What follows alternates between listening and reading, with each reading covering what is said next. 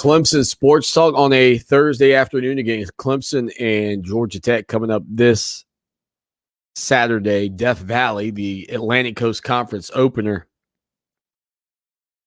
for your Clemson Tigers. And again, coming against a Georgia Tech team that the Tigers just absolutely obliterated last season, 73-7. So we were talking about Tony Elliott before the break, and this whole situation with Lyn J Dixon is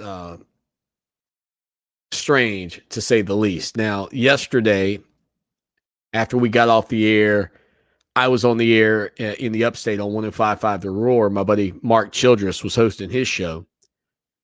And, I mean, as we are on the air talking about the situation, almost literally, I mean, I'm getting ready to get off. We just mentioned Tony Elliott, Lyn J Dixon, and the roster comes out, and the two starters, the two deep, has Will Shipley and Kobe Pace there, and then you've got Lyn J Dixon, who's waited his turn at Clemson, but waiting your turn doesn't guarantee you anything. Doesn't obligate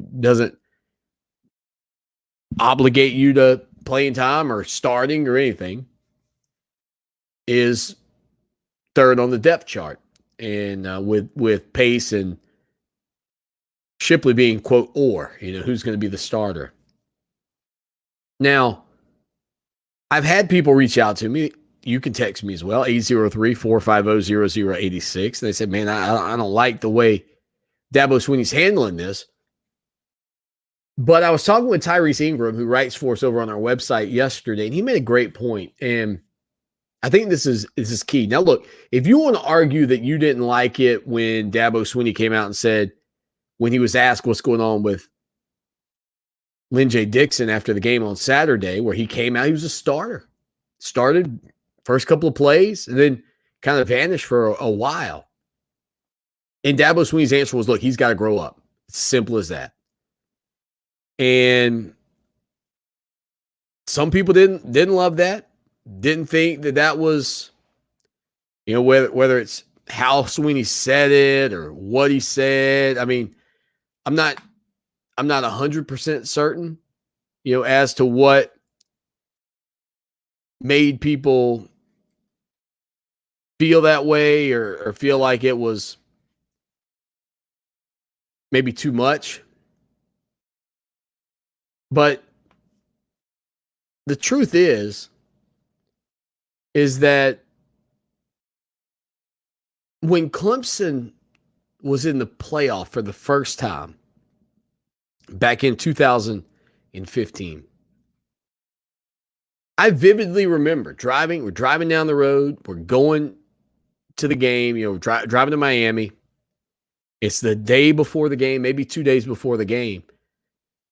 And it pops up on the TV that Dion Cain has been suspended and is out. Dion Cain didn't play in the Orange Bowl. Dion Cain didn't play in the national championship game. And look, it wasn't like Dion Cain was some chopped liver backup. I mean, he was a really good wide receiver that Clemson certainly could have utilized in the ball games.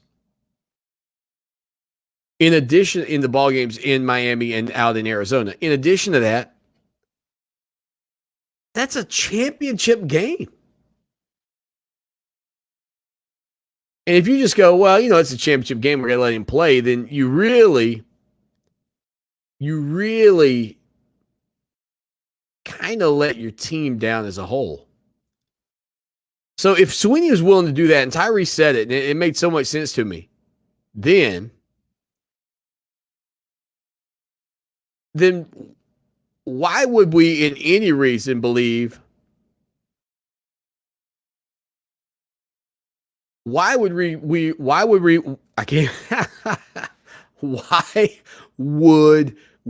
in any way, shape, or form?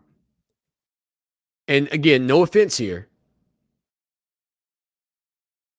Why would we believe that Lyn J Dixon would get some sort of preferential treatment in week 1 or 2 of a college football season? Here's what Dabo Swinney had to say when he was asked about Lyn-J Saturday after the ball game. He just needs to grow up. Needs to grow up.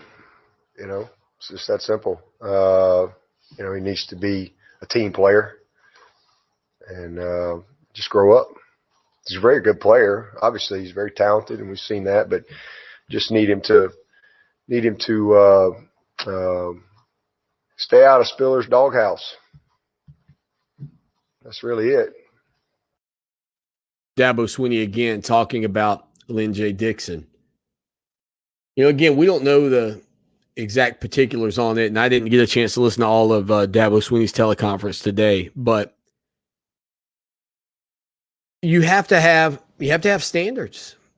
And Tony Elliott talked about this as well yesterday, and he talked about when he got the job at Clemson, and there was, you know, he was the new running backs coach, and Andre Ellington had been around for a while, and he essentially said, hey, you know, we didn't, quote, butt heads per se, but you know, they had to adjust to me being the guy in the locker room, being the guy in the running back room as their coach.